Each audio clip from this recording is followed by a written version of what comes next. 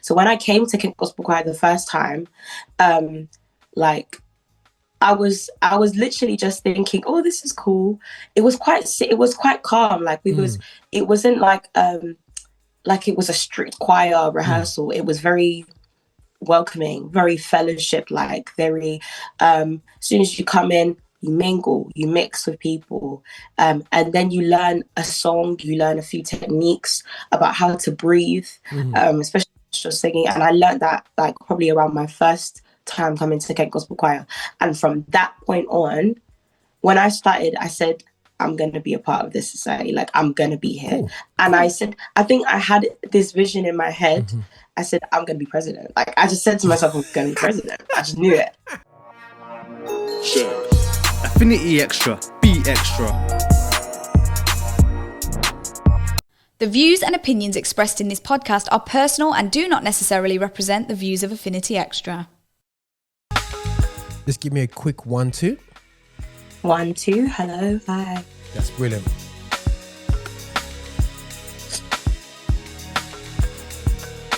Yeah, people. This is the boy here, Roger from Affinity Xtra, celebrating gospel music and black origin. You know how we do it.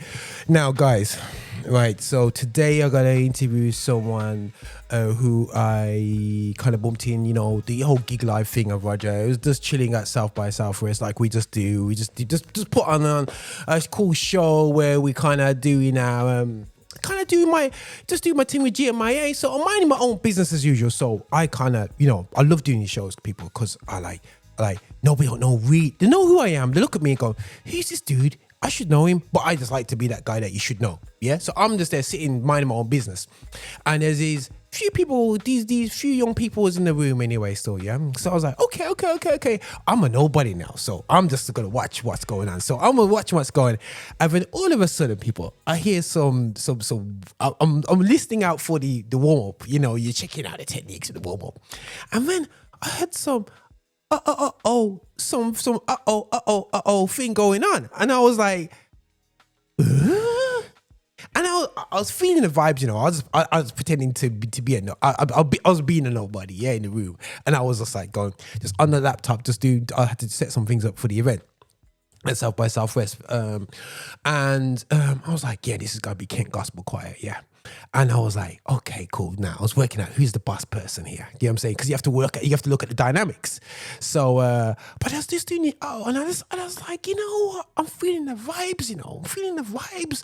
You know what I'm saying? And I was like, and then I listened to how they kind of warmed up. I'm going, hold on a second. Now, guys, guys, as much as I'm known for urban music, you know I know my choirs. Yeah, you know I know my Milton Punters. You know I know my Hezekiah Walkers. You know I know I'll go way back to all them choirs back in the day. And I've noticed how they know to move like that. Because I see a lot of modern young youth choirs these days, and it has a very gospel, you know, cucumber song, we just kind of sounding things, mix it. You know, it's modern, man. And I heard something, so I'm thinking, whoever's behind this knows something that they take from their parents. There's something in here, because there's no way there's anybody in this room that knows these maneuvers. Yeah, from. And I was like watching, and I heard a bit of Freddie Hammond come true, and I heard some, you know, guys, I'm a bass player, so I kind of follow. We just used to play by ear, so I'm going, hold on, I can follow them on my bass in my ear, in my mind. Anyway, I'm going.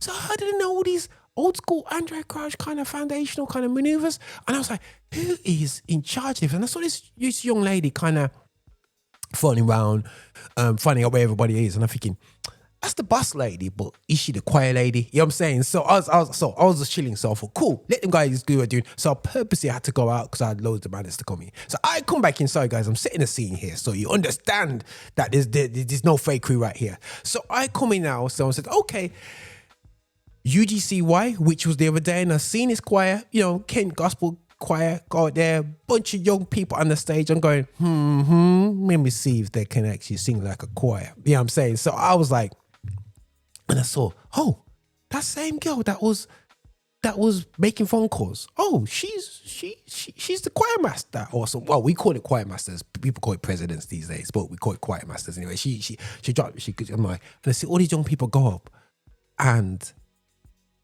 proper now. I went with my brother. My brother was there. And me and my brother, we're going back to when we were teenagers, going out to concerts. And I'm not a teenager anymore. We're talking about, a couple of decades ago. And he comes up to me, like, I saw the set and I loved it. And the one song, you know when it's a song, when you can't get a song out your head, people, you know what I'm saying, and you just sing it and you have to research. I had to go on Tidal to go find this tune. I had to go to and find out. Oh my gosh, there's a group called Joshua Troops. Like, yo, I'm at this. I'm going to my wife when I got back to Birmingham. I was like to my wife, going, yo, saying, yo, listen. That's the impact that this group had on me. And then when I spoke to this young lady afterwards, I just said, yo, I could have pretended and said I felt in the spirit. But I said, listen, you got a mother or a father who's in the gospel industry because as you've been listening to their tapes, yeah? Because what I heard in that set was real impressive. And you know what I'm really impressed about is when I saw a young lady actually work with a bunch of teenagers and all of African descent, whether it's Afro-Caribbean or Africa itself, all from African descent. And to defy logic and said that I can get a group of black youngsters, African youngsters together to do something positive when I know what them youngsters are trying to do in a negative sense. And saying to the world that we're not only trying to rap, we are also looking to try to sing and it be led by ourselves. I'm like, yo, claps, huh? So I just said to Shrey, I need to talk to you. I need to set up an interview. I need to talk because I want to get to the depths of this. And I found out that her name is Annicia Shields. Her mom can sing a few notes. A few notes there still, yeah. And we just found out pre-interview we're from a similar heritage, we got one from a small island, pops are from the big island, Jamaica, and our mum's are from the Saints, you know what I'm saying? She's a St. St. Lucia. I was going to Louis, you know what I'm saying? But anyway, still, yeah. And then I'm St. Christopher, St. Kitts, you know what I'm saying? How we do it. But apparently, Island Leave is more from anyway, still, yeah. But listen, we're here with this combo. So we believe in rice and peas and chicken all day, every day here. So it's about rice and peas and chicken right about now. Now, I'm with the lovely Annicia Shields, and we're going to talk about Kent Gospel. We're going to talk about, just young people doing traditional sound of gospel and also the experience about South by Southwest. And also, I want to really get an idea of, from my perspective as well, how we as big people can even help young people to even not feel that there's a ceiling within gospel still. So this is going to be a great conversation here still, yeah. Hopefully, Annicia, I haven't scared you on this conversation. I feel like you're in a lecture now still. Everything good? Yeah, I'm good. Like, I'm definitely not scared. I feel like this is a conversation I have all the time, like with people about how young people can, grow in the gospel industry. But I feel like it's just more so about young people growing in Christ. Like, the more that you understand that, like, we need outlets for young people, young Black people, to be creative and to get into spaces where gospel music and gospel choirs are not predominantly showcased. Like, it's a need and there's a gap that needs to be filled. And choirs are coming back. I don't know why they ever left.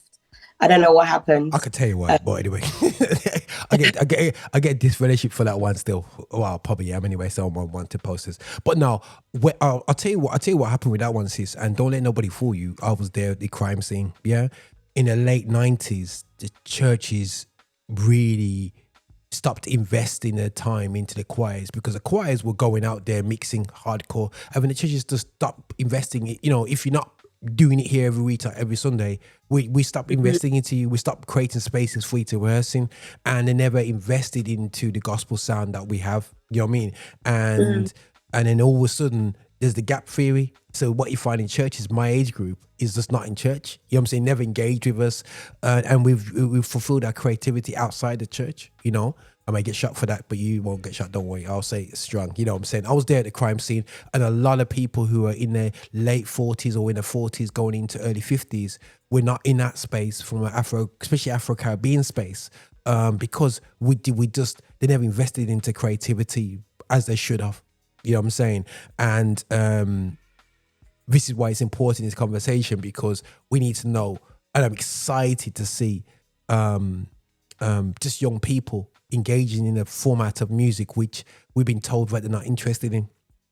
And it's really important. Now, before we get into the crux of the matter of choirs and so on, tell me about, 'cause I was watching when you got the mic now. So I said, come on then, let me see if you can actually sing, sis. I heard you drop 2 notes. So I was like, oh, okay, it's like that, G. Okay, cool. So obviously, I'm seeing yourself, just give us a bit of a background, even just give us a background, is your mum a singer and your dad's a musician? Is it that combination? Or you're saying how, what was the artist that you were cranking out when you was a teenager, or when what was the album? My one was Andre Crouch. That's the first kind of musical memory for me on my dad's vinyl. So I was showing my age, yeah. And everyone's know I say, and that's my foundation. You know what I'm saying? Andre Crouch, going into Richard Smallwood and a lot of the Winans and Commission, and the rest is history. You know what I'm saying? That's my first album I listened to properly. You know what I'm saying? And it's not because because it was just there. So take us from your beginnings anyway. So yeah, and obviously you're even the area you grew up in. You're a Londoner, I assume. Yeah, in terms of like my background, I've been singing or listening to gospel music since I was yay high. When my mum used to have her CDs and used to burn the songs on the CDs, and like I used to listen to them throughout the whole of the albums, and I used to just flick through the catalogue. When I tell you, me, my friends, they said, "Guy," I think people be surprised. I know a lot of old school gospel music as well as new school, because me, I've always been an old soul. I've always had that kind of like that maturity to hang around with older people, even when I was younger. So it's kind of a thing where it's like where I am and who I am is also kind of as a result of my mom as well. Her maturity kind of just imparted onto me, if that makes sense. She used to sing in a gospel group, because my auntie can really sing, my other auntie can really sing, and like there's cool. Quite a few, and my uncle's a great guitarist. He's an electric guitarist, acoustic guitarist. Plus, like there's just there's music that flows from my family. My grandma used to sing. My grandma's a pastor. My mum is a pastor. Then there's just a lot of generational influence. So what's the family name? Just put away about name dropping. Shields. So Shields is the family name. So your guys is the gospel heritage royalty we are taught today. Trust me. Yeah. So obviously it'll be Shields in my immediate family, but Wilton on mum's side, if that makes sense. Okay, yeah, 100%. Yeah. Yeah, because like that's mainly where I probably got my influence from. Okay, cool. In comparison, like to my dad was more of like a read, write, scholar kind of man, if that makes sense. He's the one, a reader and writer. Although he sings it's a little bit of a sticky one. I don't know if he sings that well compared to me, but I definitely think that I get my voice and stuff like that probably from my mom. But it was never I can't say that it was ever a forceful thing. Like one thing I always love to say is that as a psychology student or forensic psychology student, there's always a debate about nature and nurture, about what you decide to follow. And really, truly, it was like, yes, your nature provides the theme, but the nurture writes the story.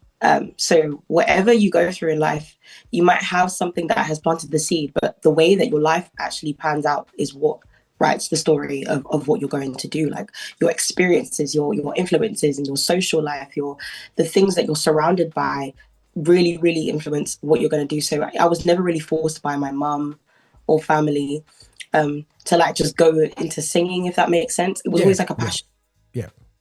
It was always a passion. But it was just happened to be that like something that was ingrained in me because of my family, if that makes sense. So I was kind of really like interested in gospel music. But influences, I would definitely say like Yolanda Adams of this world, kind of like CC Winans, BB. I love Fred, as you can tell by if you watch our set from SXSW, literally Fred Hammond is completely flowing throughout the whole. Yeah. But I love it. I also love. Who else do I love? I love Micah Stampley. Stampley. Yeah, Micah Stampley is a great choir master as well. Donald Lawrence. Even obviously Israel, New Breed, Radical for Christ, Joshua's Troop.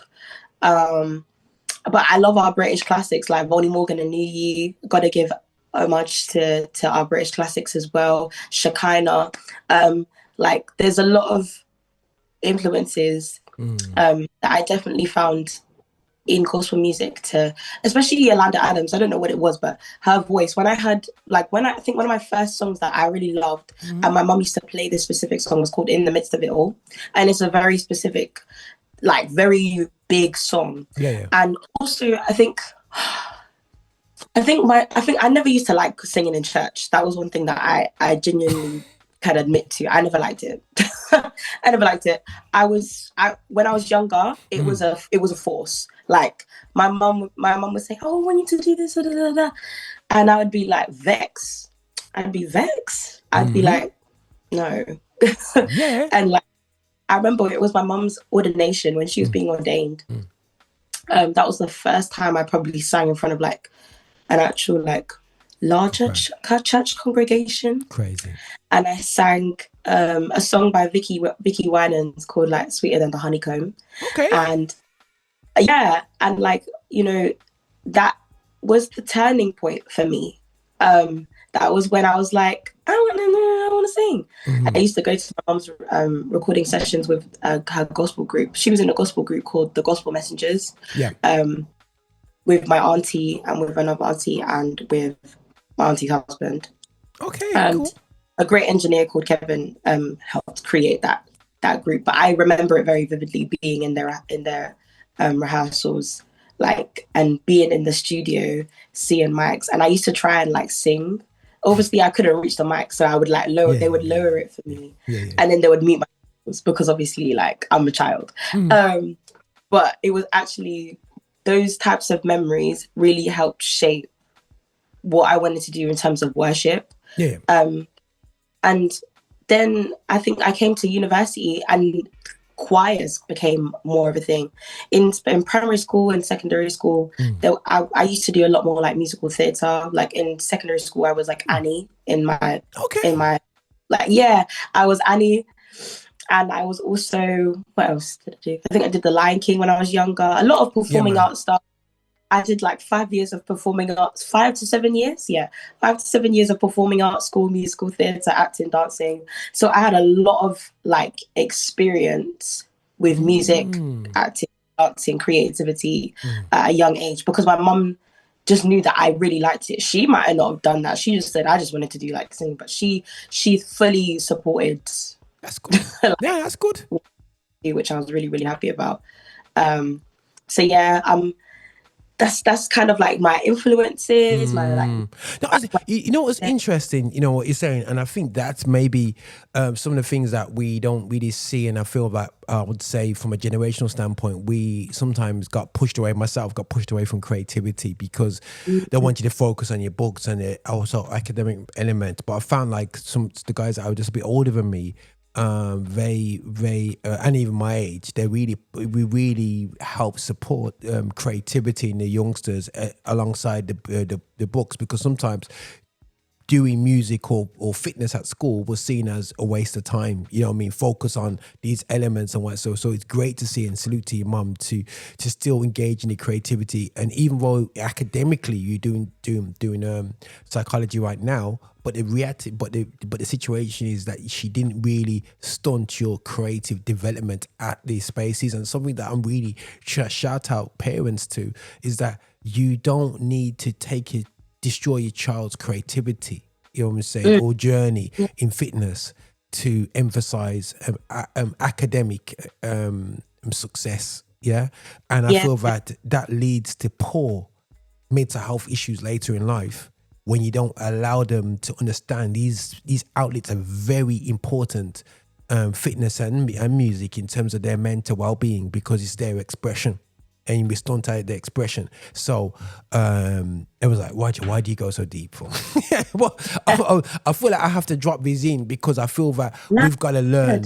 We've got to learn from the mistakes of our parents, and they never made mistakes because they wanted to make mistakes. It's because of lack of knowledge. You know what I'm saying? And now, due to knowledge through experiences, personal or through my peers, I'm here to put these receipts out there. And if a psychologist wanna challenge me, which I am talking to one here, but you know what I'm saying, they can rough me up.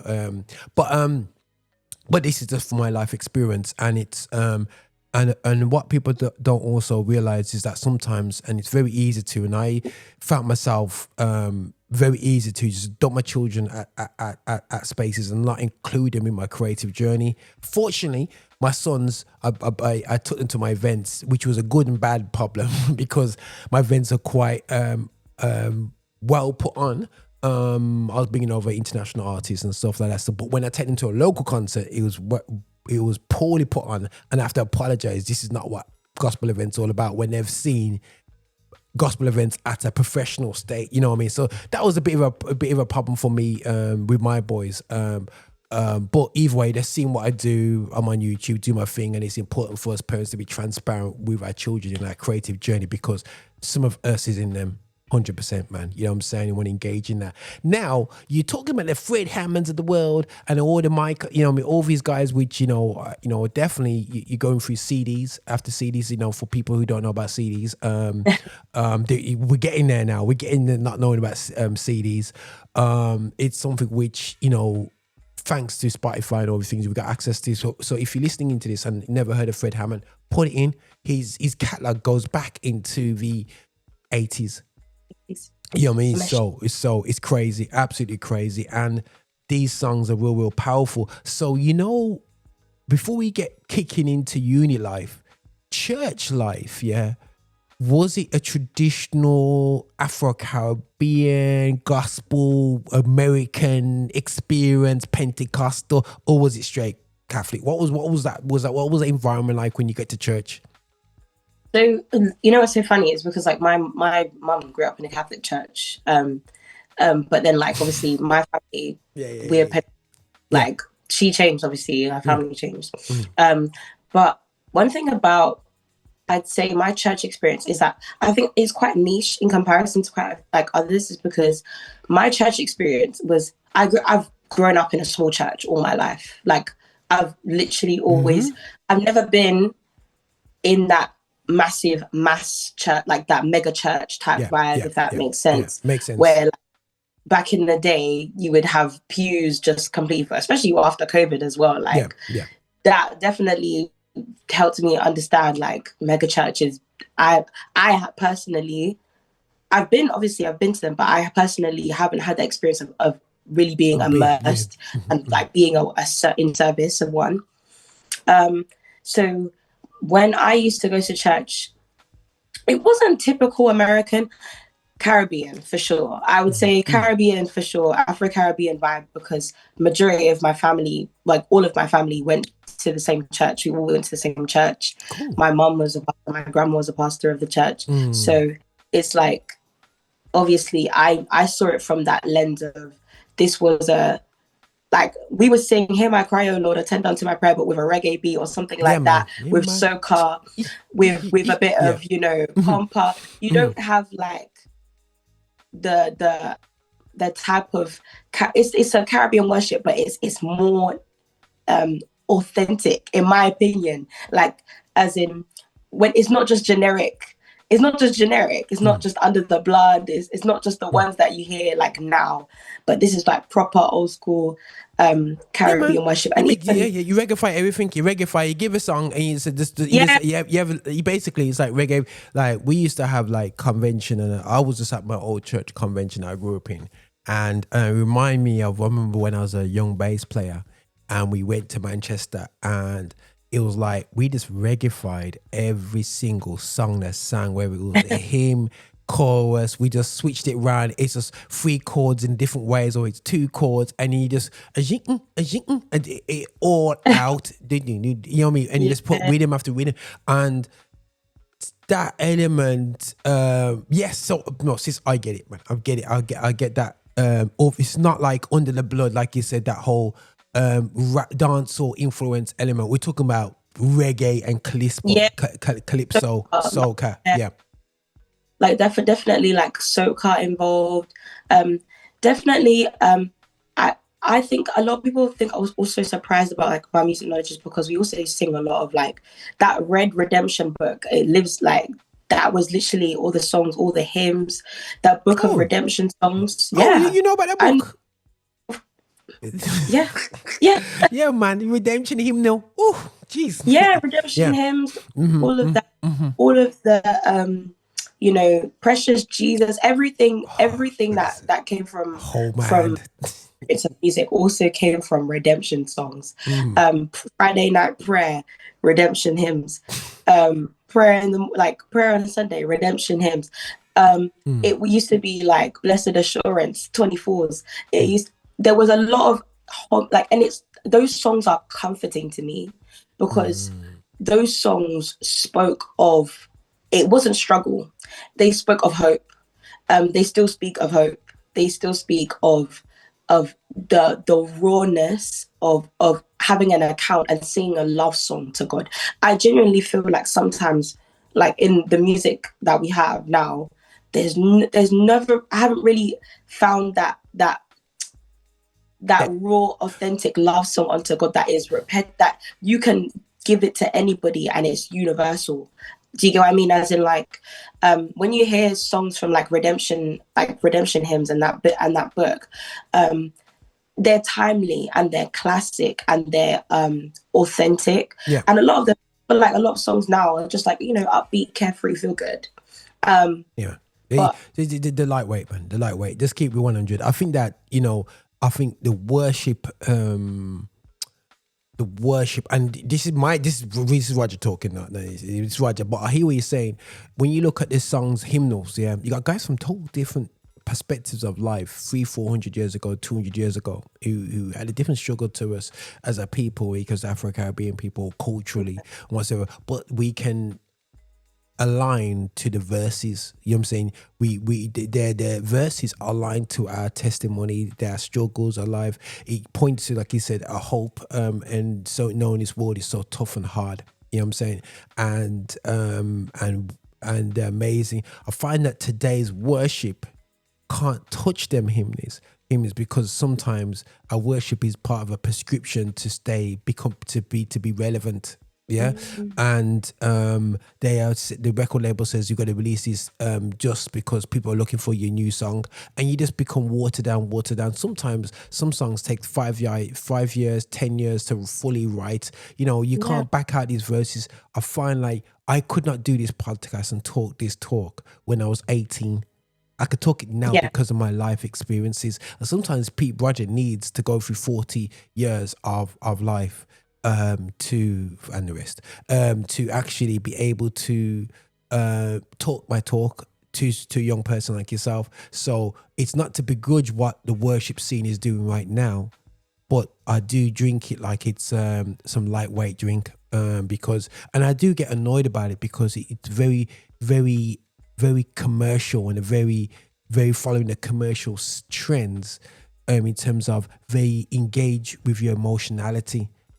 You know what I'm saying? Too much. Yeah. And it says, okay, I'm on one song and I just had to switch off the YouTube video. It's like jump, jump, jump, jump, jump, jump, jump. And it's like, brethren, are we really going to sing this for 5 minutes and jump around in the same place? When the Bible says, do not be like the pagans repeating themselves. The Bible specifically, I'm saying continually, like it's becoming like a trance. And when I've seen these things, and we in the Christian music scene, we praise it and we laud entities that use the same chord structure and just change words slightly and say the same thing and maybe different years just to make money, and we call it, yeah, you know what I'm saying? You know what I'm saying? So Sis, I feel you. I feel you on that, and I think, you know, things like, you know, I laugh with my friends. Anybody who's older and who know about the religion hymns, you know, you got songs like prayer meeting song was Sweet Hour of Prayer, and then songs like, you know, like people could just sing. You're there on your knees and you're sweet hour of prayer, sweet hour of prayer. You know what I'm saying?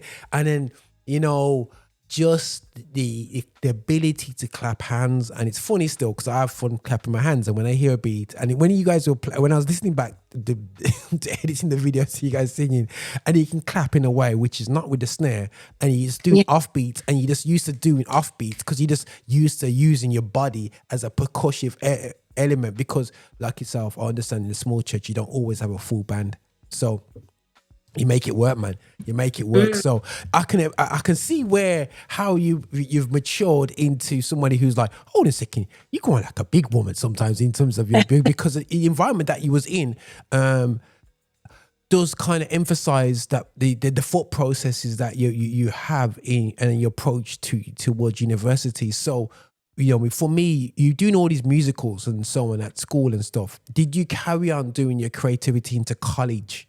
Or did it stop at 16, or did he carry on in that and then decided to go this route educationally? Sixth form. Well, I went to sixth form, so after like secondary school, sixth form was a lot more academics. But in secondary school also, I was into sports quite a bit. I was an athletics girly. Cool. So yeah, man, I was. That's how we do it, man. Yeah, I was 100 meters. I was a long jump and 200. Yeah, 100 meters long jump and 200 girly. And I loved handball, netball, basketball. Basketball I did quite a bit. So I definitely liked being. I went to an all girls school, so having like my friends, like, and we used to compete against each other. Like I was super.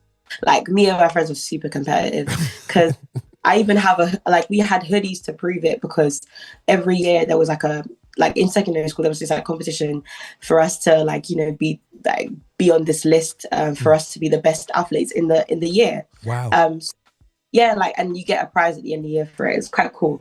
But we actually genuinely, like, I think after secondary school into like sixth form, that creative side, it wasn't, I wouldn't say it dulled, but I would say that it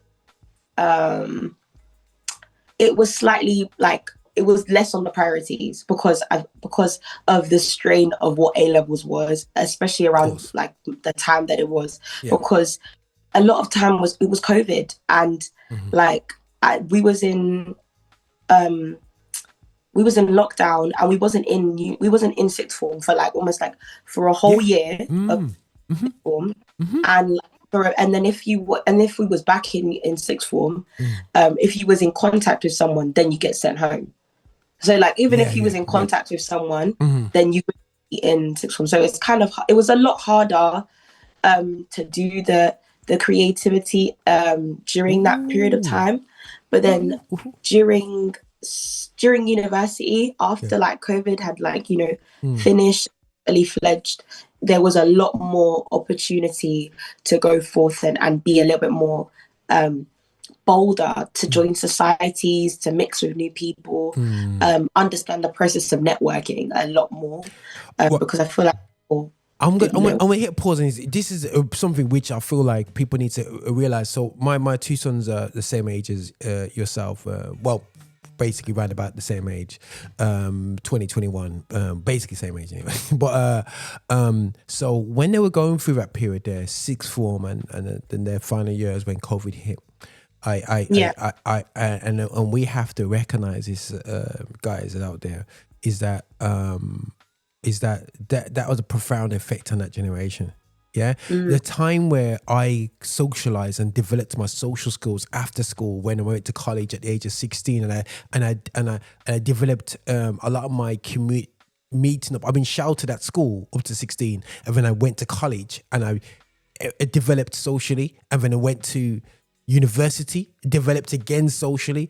You guys kind of like that development was restricted, and it kind of at a real important stage, and I think that we have to recognize, and that's why it's beautiful seeing young people your age really becoming part of the choir, because you could never do a choir 2-3 years ago when people was like one cough and everyone's looking at each other going, you know what I'm saying? You could not be in a room with 50 people and say, listen, it was a tough time, you know what I'm saying? For young people at that period. We look at it as adults as tough. We had our struggles. I say as adults because you're adults now, but you know, as big people, you know what I'm saying? We had our struggles, but you guys had your struggles deeper psychology, right at the element of your development socially, you know what I'm saying? So for me, and creatively as well, because there was no scene, there was no concerts to go to, scene was dead, you know what I'm saying? You know, so for me, that's so for me, it's real powerful. And we have to really emphasize that, you know, what you guys are doing now, you're coming out of a valley, you know what I'm saying, up the mountain, you know, so 100%. Thanks for highlighting that point, because I think that's real important for people to hear that. So you're walking into university now, yeah. You dabbled in obviously you got your creative genes anyway. We're going into Kent Gospel, into Kent University. So now, when I went to uni, you had the student union week, and you just turn up there, and people use the excuse to get around, drunk, and do all that madness, enjoy what societies you got there. Myself, I didn't do that. I just joined the Christian Union and a couple, you know, an Afro-Caribbean society, and didn't really do much with that, and just played a bit of football with my friends. I was that boring guy at uni, but. How did it all start for yourself? You know, you go into Canterbury in Kent, I believe, you know what I'm saying? And you've got this big building now, and, you know, you want to socialize. How did that first week go now? And how did you get into this whole choir situation from there?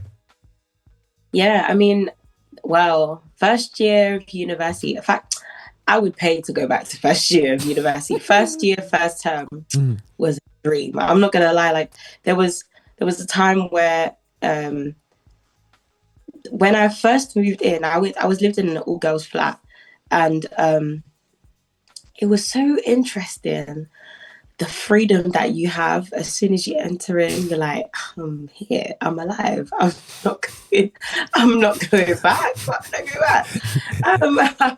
I'm getting SFE every year, and I have my own space. I have my own freedom. I loved the first week. I think didn't really. There was. I think I joined the ACS when I was in first year, and I went to like the ACS meet and greet, stuff like that. Massive amounts of Black people, low-key scary. And it was just like, you know, just mixing with people. I made quite a lot of friends. Met new people, because we had like group chats from before, because we was all excited that we was going to university. So I met people at the first week of uni. So it was quite a ruckus first year. Wouldn't say ruckus, but I would say it was like quite eventful, and it was fun, because I meet so many different people. But I also got to when I first came to Kent Gospel Choir, I saw it at the open day, and I saw it at the Freshers Fair. So when I saw Kent Gospel at the Freshers Fair, shout out to my good friend IK, if he sees this. He actually was the first person. He was doing a lot in Kent Gospel Choir. This is when like Kent Gospel Choir didn't have such a larger committee. It was a smaller committee like that year. This was only like what? Yeah, it was a smaller committee. And I remember he was just like, yeah, you should come along, and the president, Elizabeth, at that time, she was amazing. Like, she's great. And Will, he was technical director. And there was only like a couple of them, but they were all doing like multiple jobs or multiple roles within the committee. So when I came to Kent Gospel Choir the first time, like, I was literally just thinking, oh, this is cool.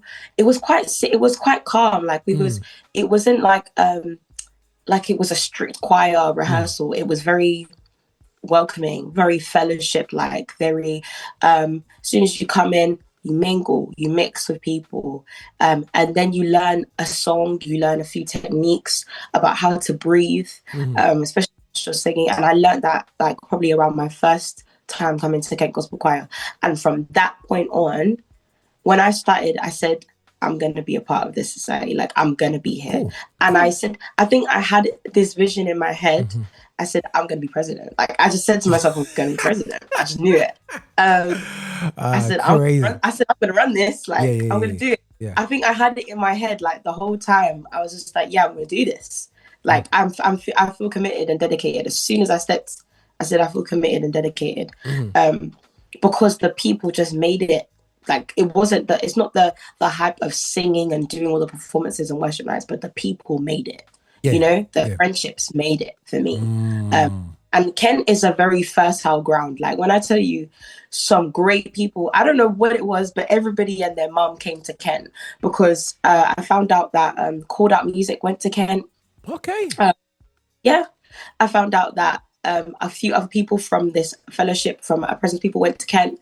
I said a lot of people that are great singers and great worshippers were found in the presence of Kent, or knew about Kent Gospel Choir, or started out in Kent Gospel Choir. Wow. So there was like an establishment that was like, this place like had fertile ground, and that's why I really liked Kent Gospel Choir from the beginning, and I just fell in love with the ministry and what God was doing. So it was so effectively, Kent Gospel Choir wasn't just like something that started up about 1 or 2 years ago. It's like it's a foundational thing that's been going on for. So you just coming into a already worked. I'm a newbie. Yeah.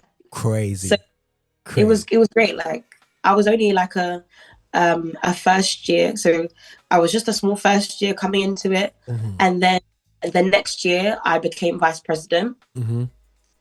And my great partner William, he was a great president, amazing musician and worshipper.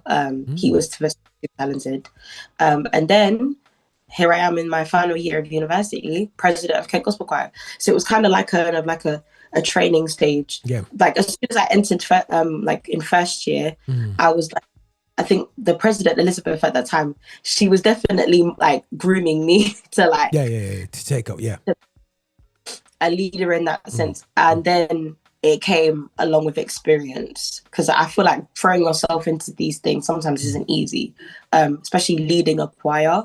I've never led a choir before, so this was really like my first year, just putting my skills to the test, if that makes sense, and putting the knowledge that God had to the test, and just allowing him to use me, if that makes sense, and him to use Kent Gospel Choir for what he thought was great. Cool. But like in third year, like, it was a lot. It's a lot. It's not easy. But the fruits that have come from this whole community has been immense. Like, the testimonies, the friendships, the roles, the it's not just about the accolades, but even the achievements. It's great to see Kent Gospel Choir flourishing so much, and I'm sure the founders are so proud of it as well. Like, it's not just society, it's a community. And I think this is where we messed up. I believe our lack of investment into choirs meant that we couldn't keep our youngsters as a community together and to support that community. I find people that, when I work with legacy projects like GRP in Birmingham, and they're working with people that ain't been in a choir for 40 years, and they did an event and everybody said they just loved being in a community. And it's really crazy to, what I mean, when we look, we forget we forget the power of what we have, and we take it for granted. You know what I'm saying? The community, yes, a lot of great singers came out of it, and everybody just thought, oh yeah, cool, let's finish it now. But we should have kept it going. You know what I'm saying? We should have understood what was developing our talent, but also developing great people. Not everybody else went to sing, but people became great speakers, motivational speakers, great workers, great salesmen, great people in general publicly, because of the skills that were developed in the choir, which is definitely crazy. So here's a weird question, so what was the first song you guys sang? You got, what was the set like when you first reached? What songs were they singing? Same type of vibe though. I would say you can even check it out from our UGCY. Check out UGCY 2023. That was the year that we won for the first time. Yeah. So we are two-time award-winning choir. Not to brag, but the first time I think the first set I learned in KGC was with Simon, PJ Greaves, a great guy and amazing vocalist. He helped us learn the set that they didn't get to do during COVID year, because it was supposed to do UGCY, I think. UGCY in 2019 was like a festival, so it wasn't a competition at that time. Yeah. And all of a sudden, I think, because obviously it then renewed onto it. So then we did the set from that year, and he taught us. So I learned it, and we was doing a lot of like Donald Lawrence, very much like we had Bonnie Morgan in there, and we had Donald Lawrence in there, and we also had Hezekiah Walker as well. Okay. Which song? I'm reaping the harvest God promised me. Voice to that song. We had that in there, and then we also had what was the last song? I think you didn't do Every Praise. No. That we didn't. I don't think that was like fitting with the theme that they had last year. But the set list was mainly comprised of like Donald Lawrence, Bonnie Morgan, Hezekiah Walker. That was literally.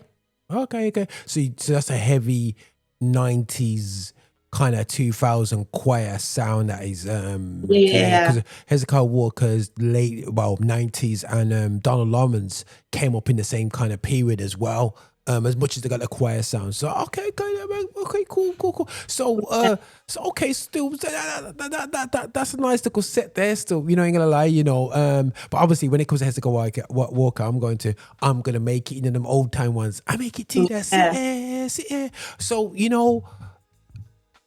everybody, let me just make sure everybody that was in the choir is from your uni. So so codes. everybody that's a part, everybody that's in Kent Gospel Choir is like comes to Kent Gospel Choir in Canterbury, in Kent. Either they're a student in Kent Gospel Choir, either they're a student in the majority of us, like almost all of us, are students from the University of Kent. Sweet. So that we are all very much originated in the University of Kent, but we're all from like London areas or something like that. If you live in Kent, obviously you live in Kent, but like we all come from the University of Kent majority. Or a couple of us do come from Canterbury Christchurch, which is like adjacent to Kent. Okay. But if you're from Canterbury, you can come to Kent. Like anybody is welcome to come to Kent Gospel Choir, really and truly. Okay. It's mainly comprised of students because of where we are based. Because it's a society from the University of Kent. But one thing that I am very big on is that Kent Gospel Choir is not just a university gospel choir. It is become a brand, which means that it's not just university students, but it's people from London, like alumni that have been a part of Kent Gospel Choir in the past are also a part of Kent Gospel Choir. So for instance, like people that were in 2023 but have graduated are still a part of Kent Gospel Choir. So when I leave, people are still part of Kent Gospel Choir, which means that there's generations upon generations. But one thing that we do want to brand it as in it's not just university students. There are people who are a part of Kent Gospel Choir or who are friends of the house. Do you get what I mean? So it's not just good. That's because that was a challenge, I must admit, because when I was doing the leaflets, I had about 5 switches where we called you Kent University Choir. And University Choir, I'm saying it Kent Choir. And they said, no, it's Kent Gospel Choir. I said, no, it's a university, what a university. But when I checked, it was Kent Gospel Choir. All right, it's just Kent. Cool. I like so. No, that's absolutely brilliant. So when you are so you won let's big it up, man. You know what I'm saying? Let's big it up. You won University Choir of the Year when you're not a choir, University Choir. Well, no, you are a University Choir. That's cheap. Yeah, we won You it. are. So before people start appealing your win, yeah. One thing great. One thing, we are 100% eligible. We're not 100% eligible, and we're legitimate. We're not counterfeit for sure. Everybody, either a university student or as part of that, but our band is from there. We are there. Yeah. But the thing is, but the reason why I say like I want to build Kent Gospel Choir as a brand is because it's more than just us being a part of the university. That's the thing. We don't want to just attach ourselves as a student union society. We're bigger than that.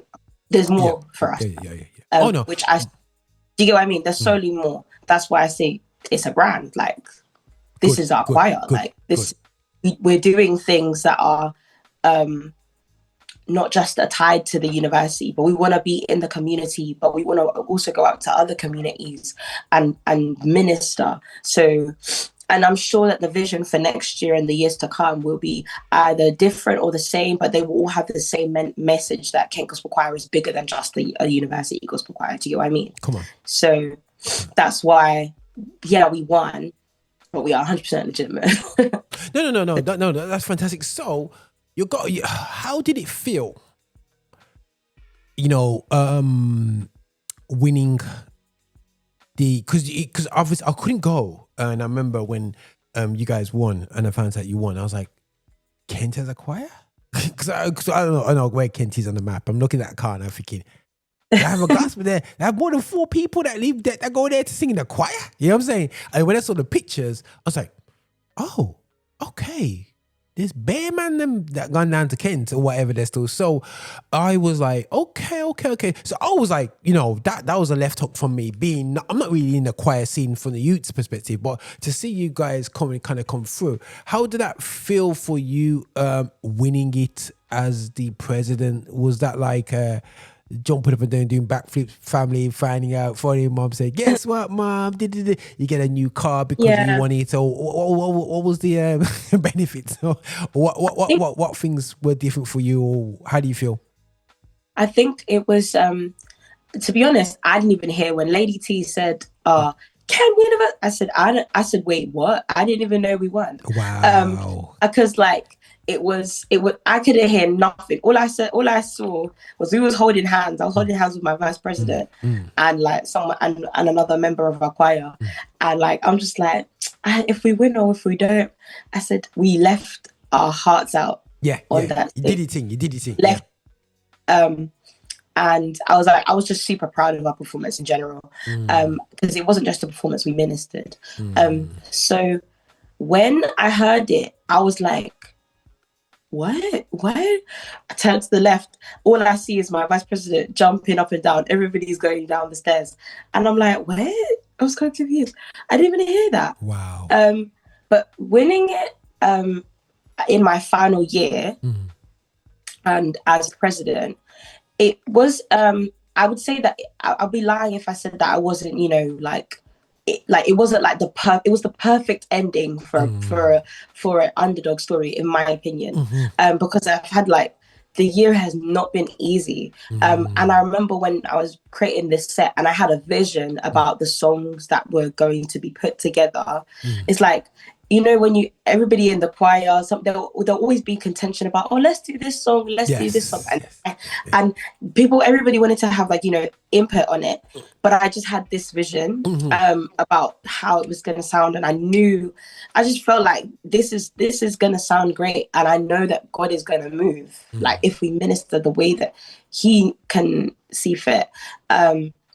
So having us win, and the set was just so put together, and the performance was just so, it was just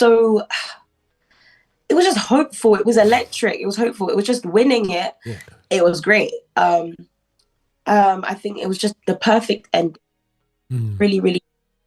And I really am happy to be a part of it, because I don't think I could have thought of a better ending, to be honest. That's good. Yeah, there man. was it was just great. I was just happy to make it over the hurdle, to make it past. It was the cherry on the cake. Regardless of whether or not we won, I would have been happy with what we did. Genuinely, I'm not even joking. I would have been happy, but it was just the icing, and I was Yeah. like, No, it's crazy. So you won the award now, yeah, and then it won the award now. Everybody's going into exam period, and then you get asked to do this thing called South by Southwest, yeah. Obviously, I don't know if you ever heard of it before, but I remember the team said whoever wins. Obviously, when we was doing it in GMIA, and we said, listen, guys, like, you know, whoever wins UGCY, you know, hopefully I said it right.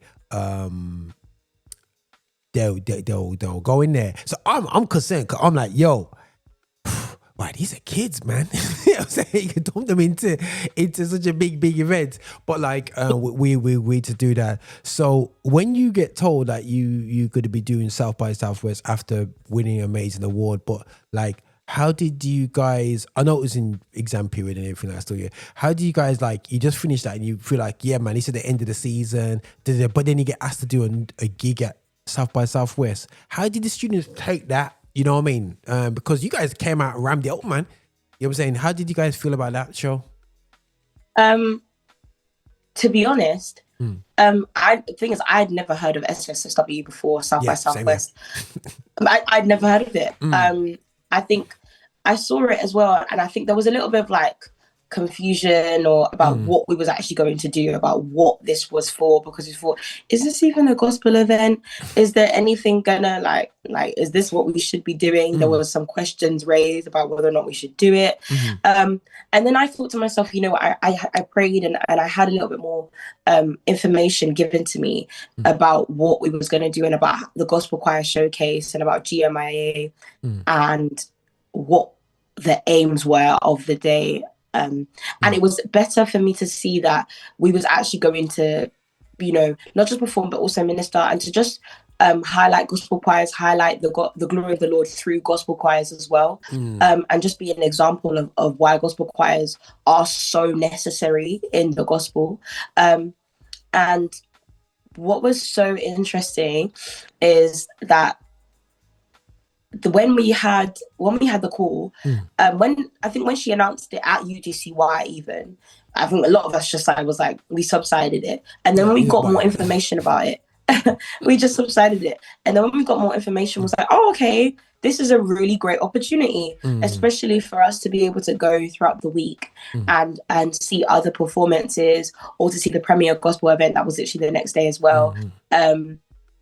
And also to just go to talks, because this wasn't just like a music event as well. Like there was the festival also consisted of like having a conference with different talks, different people to link up with in terms of networking and business and all your different all the fields that you want to, you know, immerse yourself in and really get your foot in the door. I literally encouraged all of the choir members and committee to really utilize the festival as much as possible, or utilize the people that you connect with, so that way in the future you won't be restricted. You can always call upon people and be like, hey, I made this connection whilst I was at South by Southwest, or even in the music industry, you don't know who you're going to be sitting next to.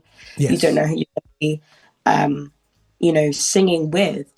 So when we got the call, it was cool. Then when I saw Shoreditch Church as well, the stage was small. I was like, oh, I don't know how we gonna fit everybody on here. We got quite a large choir. I said, we are fit.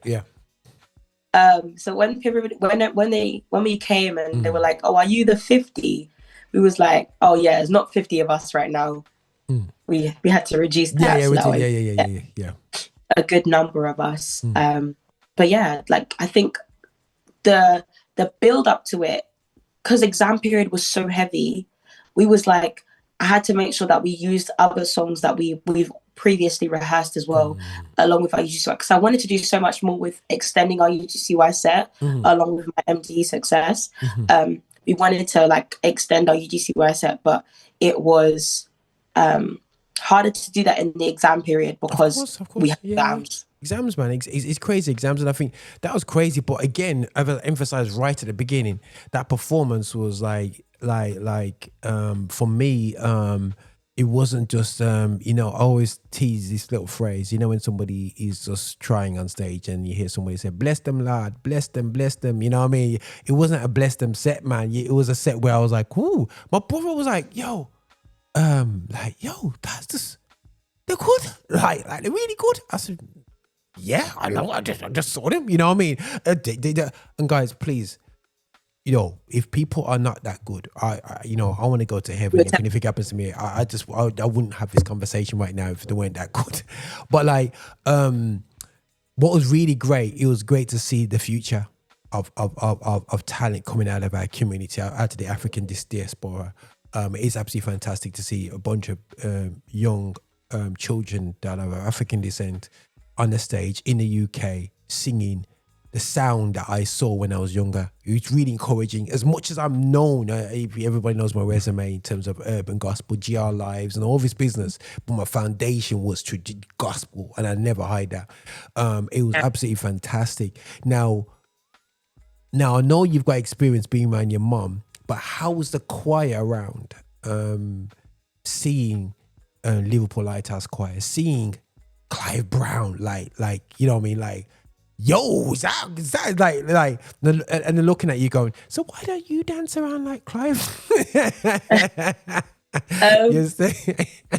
Yeah. And then you got Kingdom Choir, Kingdom Choir, and you're there going, hold on, we just share the stage with some good names. Crazy. How was that for the choir? How was that experience being around people that you've probably seen on TV or heard about and actually standing next to them?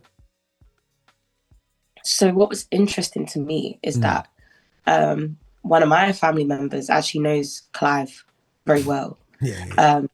So not my mum, but my auntie actually, more specifically. And someone else that was also quite close to my family used to ride to go to church, like with Clive. Sometimes they used to go to church together. So it's like everybody. It's crazy. And Miss Karen Gibson, I did a workshop with her like a year ago. But did a workshop with her, so I've seen her already, and she was also judging at UGCY last year as well. So I'd already have met her, and but seeing the Kingdom Choir and the choir members around them, I think we all wanted to try and impress. There was always a sense of we wanted to try and highlight KGC and be look at us, we're coming up to, we're trying to be pioneers, you guys. We want to try and have that same legacy. We want to try and have that same impact, because Urban Sound and Clive Brown are such a force as well. Kingdom Choir are such a force. Anu Omade and the Liverpool Lighthouse Choirs were incredible, and hearing all of this come from the UK. That was what's really inspiring for us, is that we don't have to go to America, or we don't have to be in America for these things to be prevalent. They're right here in front of us. Gospel choirs are being highlighted, and we just had to see it. We just had to see an example of it. It didn't have to just be us as young people, but we loved seeing people that have gone before us, who have started this from the ground up. And I think a lot of us were in awe of the vocal ability of some people, and how well how well rehearsed they are. And I think it helped us to see that. So I definitely said, for us as leavers, encourage yourself to mingle with those people, to mingle with the choir members from Kingdom Choir, from Clive Brown Urban Sound, from Liverpool Lighthouse Choirs, because you don't know what connections you could make in the future, and you don't know if you could be singing with them in the future. Come on now. Because these are things that we want to make sure that these choirs continue. So as the next generation, like make friends with these people as well. Make friends with the people that can teach you about how to direct a choir and how to use your voice as well. So that was definitely the posture that we had towards, mingling with everybody. And that's definitely what I encouraged. It was quite cool. Especially, I think the other day I found out that, like one of the choirs are even looking for new members as well. So I was like, you know what, guys, immerse yourself, look, Yes. and inquire. Yes. So yes, I think that's something which is something that people don't realize. You can sing in a number of choirs and actually develop yourself as an individual. And I think at the stages, what the people have to realize is that a lot of soloists, a lot of groups are top groups. A lot of our top groups in the UK going into the 90s were coming out to choirs. And they learned their skills vocally in the choirs. They learned their ability. And I feel that we need to go back to that because the quality of singers over the past decade is not as high as it was when the choir, I'll call it the choir wars days in the 90s and the 80s. You had loads of choirs, but it developed very talented singers. You know what I mean? And I don't think our singers, and no offense to the singers, I will be open about it, is at the level of a generation before us. You know what I mean? And you singers, you can shoot me, but I've got the receipts. Show me your receipts. I'll back out the receipts. I'll get the recordings. I'll show you what they were doing. Listen, Clive Brown, he's turning 60 now. And the man's doing backflips on the stage, and the choir is just like hitting notes, where you're going, hold a second. My chest is going. And you know what was really great with Clive Brown as well? He was doing songs from his album, and I think, and King and Choir is doing their own material, and I think that's something that I'd encourage you, Ken Gospel Choir, to look into. Is start doing your own, start writing. I don't know if, again, I'm not saying start writing because probably you guys already got your own songs, but don't and do gospel. You know what I mean? Don't do that worship song thing. You know what I mean? We got enough. Just do worship songs. Do your gospel cons the way you guys do it. And as I said, again, from that performance, I know it sounds kind of corny, people, that like even my wife could say all she's been hearing me is doing that, man. When I got back home, I was like, yo, God Almighty, you know what I'm saying? I've got the harmonies on that, man. You know what I'm saying? But that's how much it stood into me. That's how great the performance was. And I've been around a lot of great performances, you know what I mean? And to be on the stage of the South by Southwest first gospel stage, you know what I'm saying? Yeah. Here in the UK, it's crazy, and you guys opened it, man. You absolutely opened it hard, absolutely hard. So, closing off, we had a great conversation. People are going, boy, these people can talky. But we're coming. What's next for not only individuals? I know you've hinted what we can do. Yeah. Can we now start to break through the scene? Can we now develop soloists coming out of these groups now? Can we start to have groups that are coming out of the choirs, the selected 3 or the selected 5? Can you start seeing that, not only from, because you realize that there's not only Kent Gospel Choir, there's other choirs around the young choirs around the country. What can we do next? You know what I'm saying, for you guys, you know what I'm saying? And you know what I mean? And how do we, for me, from Affinity Xtra GMIA, how do we connect to a generation which has a new world around them? Because you guys are full of TikTok, you know what I mean, Instagram lives and just doing your thing and going viral on there. You're not really plugging into media platforms that we traditionally function in. So what do you see next up for you guys, over the next 5 years to develop your creativity in the gospel music UK wise? I think in the next like say 5 years, I would definitely say, I'm trying to start my own like singing page and stuff like that, and I'm gonna try and go into that direction. You're going to do it, yeah. A lot, yeah. I will hopefully. I want to find outlets that I can sing at.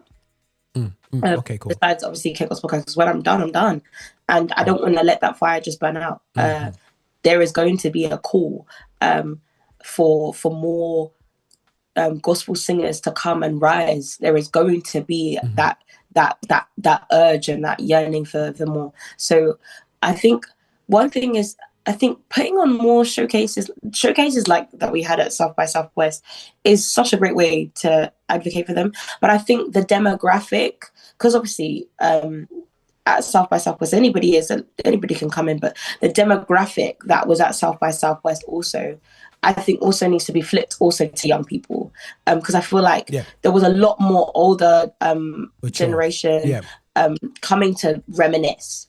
But now I think, like, especially with choirs like in America, like a Blaze and stuff like that, when you, in comparison to like seeing, just the Clive Browns, the Kingdom choirs, everything like that, there are young choirs but we just need to put them there. Does that make sense? Yeah, I think 100%. Yeah. Yeah, I think there are young choirs, but we need to like showcase and highlight them a little bit more, just like UGCY does. But I think in smaller environments as well, like not just on the bigger stages, but in the niche spots, because there's times where not everybody that comes to UGCY, there's parents that will come to UGCY, a lot of like, once again, people wanting to reminisce and support their children, but we want young people to actually be like, I can come there and I can worship to see and see a gospel choir, or I can engage in the gospel by seeing another gospel choir be there at smaller events, if that makes sense. Because my choir, we put on a worship night and it was for young people. So like having young people see young people is an example. Do you get what I mean? Yeah. So more examples, I think, of not just Kent Gospel Choir, but there's university gospel choirs like Imperial, like Warwick, like BIM as well. BIM are an institution, but also, who else? Portsmouth. There's loads of universities that have choirs, but they need to be put in these spotlights as well. Cool. And I would say to yourself as well, and I know we UGCY, but even yourself, because sometimes when you're organisers, you focus on the event, but even for yourselves, through no way, chase a Roger Moore, be on my case, say, listen, Roger, I got a concept and an idea. Listen, you know what I mean? You want to do something up in the Brompton, Birmingham, you know what I'm saying? You want to come up here, you want to just have a night where you just like, just a nice venue. I think we just need to communicate with each other and work with each other. I think that'll be like really, really, really cool, and it'd be really cool to see what's next for yourself locally as well. You know what I'm saying? And then obviously your mom would be your manager and everything like that still. By default. I feel like I definitely would say that like there's individual singers in Kent Gospel Choir that are gonna come out and do some, like, there's people that have already come out already and written songs and they're building, and it's great to see. So just watch the space, just keep an eye out for certain things, because it's rising. It's really rising. I don't think that the fire is going to be burnt out just yet. So okay, that's crazy cool, man.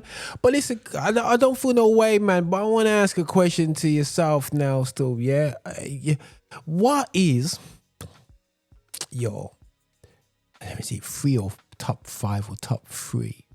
I'm gonna say top 5. I know you talk about your influences. Yeah. But name me your top 5 gospel acts. Artists. Yeah, artists. You know what I'm saying? Ooh. Yeah, you know what I'm saying? Yeah. Okay, so I don't know if you want to go in order, but I don't know if I have a particular order to be honest. But okay, so who's number? Not 1. I say 5. Number 5.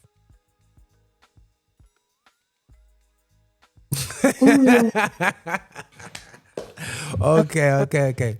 But I actually listen to a lot. Top 5. Come on, you're 5. Top 5, I think I would say Israel Houghton. I'm not gonna lie. Okay. Top 5. Okay. Israel. Cool. So Israel, Israel Houghton. Israel. Then I have to put Joshua's Troop in there. I have to put Joshua's Troop. Okay. I actually just genuinely love upbeat. I love a good praise. Like I love. Okay. Yolanda Adams is in there. by Mile. She's in there. I love her latest album as well. Have you listened to her latest album? I haven't actually, I think I've listened to like one or two songs, Better Days. I've listened to like her song from Better Days. Yeah. But I haven't a new album yet. But from her, I like old school Yolanda Adams a lot more as well. But this one, I must admit, it is old school but new school. Yeah. Yeah. So do listen to it. You'll like it because it sounds like an album that was made back in the day, but has modern quality. So do check it out. You'll love it, man. You love it. I've already dwindled. I've already got down to three. So you got down to three. So you got the two left. Ooh, two left. I can't do this. Roger, you put me on the spot. Yeah, man. For forever, hold your peace. Yeah, I know one there. Gosh. Because you know what? Clark's Sisters are just classic. Oh, she gone there. She gone to mommy's favorite. Mommy's. You want the show. Yeah, Clark's Sisters. I think Clark's Sisters and Fred Hammond. Like, okay, that's okay. Everybody. If I didn't say Fred Hammond, all my friends would look at me and be like, "Are you serious?" Like, because we got the Clark Sisters. We've got Fred Hammond. You got Joshua Tubes. You got Yolanda Adams, and then you also got who else was there? Israel House. And Israel. Okay, that's great. So for me, I'll say for me. So when you say Clark Sisters, I'm thinking of You Bought the Sunshine, Bomb and Gilead, all of these things. If people check that out. Fred Hammond, you got Bread of Heaven, you know what I mean, tunes like that. And back in the day, Inner Court, amazing albums and whatsoever. You've got Joshua Troops, which is the first time I've actually listened to the other day still, so which you guys it actually got a vibe, I must admit, absolute vibe from Joshua Troops. Just the vibe was like, yeah man, this is on it.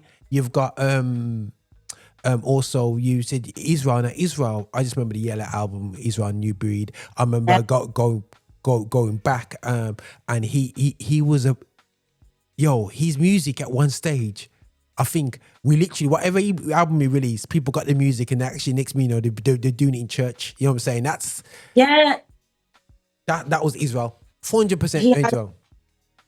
Classic. And then the other group was, oh goodness, Yolanda Adams. Now, Yolanda Adams, I would say she's one of the artists which has strong songs. And I don't think she gets the credit. That she didn't get the due. This is the thing, like as I'm saying, her voice. If you listen to her, like her old ministrations in her concerts and stuff like that, bro. Yeah, man. Her voice is like it's really.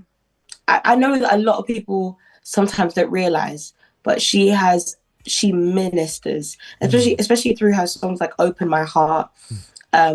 In the midst of it all, the battle is the Lord's. They're classic. Even me, they're like that. There's great songs, and I want to say some honorable mentions to the new school. honorable mentions. I say right now, I love Red Worship. Yeah, I love Red Worship. I love Bridge Music. Yeah, I love Bridge. Okay. I love them. Yeah, man. And also, what else? I would also say Doe as well. Doe is a great artist, and Jonathan McReynolds. Okay, you know what? That came to my mind when it came to yourself. I'm thinking she could do a Doe thing still. You know what I'm saying? So yeah, man. So that's crazy, sis. But listen. I have to say we could talk for days here. I believe you got that vibe, man. You got the depth in you, man. Still, we can talk and go through music fantastically. But listen, guys, we are talking with the president of the Kent Gospel Choir, not University Choir, but based from the university, but Kent Gospel Choir, which is based in Canterbury. You know what I'm saying? There's Canterbury. You know what I'm saying? It is a crazy cool town in or city, I'm not too sure, in Kent, and where they had the university, and they have won the university challenge, choir challenge this year. And then on top of that, with myself at GMIA, they performed at their first gospel event at South by Southwest in Shoreditch, London. and they were amazing. Hence why I connected with Annicia. Who's we had a quick chat and we just hooked this up and we said let's get it out there. You can check out the footage from that event. They were amazing, and I would encourage that as elders looking at how we can work and really push these young people to stay in this singing ministry. And with the foundation, with being in with the gospel choirs, it's absolutely amazing, encouraging, and we're excited here in Affinity Xtra to see young Black people performing gospel music and not just doing what the world tells us what we're doing. We're doing vulgar rap lyrics on stage. We're doing more than that, or vulgar, which is the vulgar stuff of our creativity. Yeah, we are now on stage doing something that's positive, and it will bless so many people. We do appreciate you, sis. And listen, nothing but love. We hope to talk a lot more. You got my details now, so you I can't hide from you, man. So please feel no way. Contact us and we'll be here to support you from Affinity Xtra, from GMIA. And you guys stay focused. Nothing but love to the Kent Gospel Choir. You guys were all amazing. Yeah, and well done to even be a platform for someone like Annicia to come into the university and to use her skills. So we praise the foundational work of King Gospel Choir being an outlet, creative outlet for your students, and we just encourage going forward that the more talented young people that you come in that space that can be in a positive creative space when it comes to Black music. Nothing but love, man. Nothing but love, man. My sister. Nothing but love. This is people. This is Roger over now. We can talk all day long, but listen, I have to close the show off, people. Yeah, man. Nothing but blessings, man. Nothing but love, my sister. Thank you so much. Thank you so much. No problem, my sister. Bye. Thank you. Hey, this is your bishop. This is your bishop from Rock Solid. Thank you so much for watching us on YouTube. Thank you so much for clicking and subscribing, and also sending these videos to other people as well. We are so hungry to get your support. So remember, check us out on our website, and also check us out on Insta, and wherever you want to find us on Spotify. You can play us all day as well.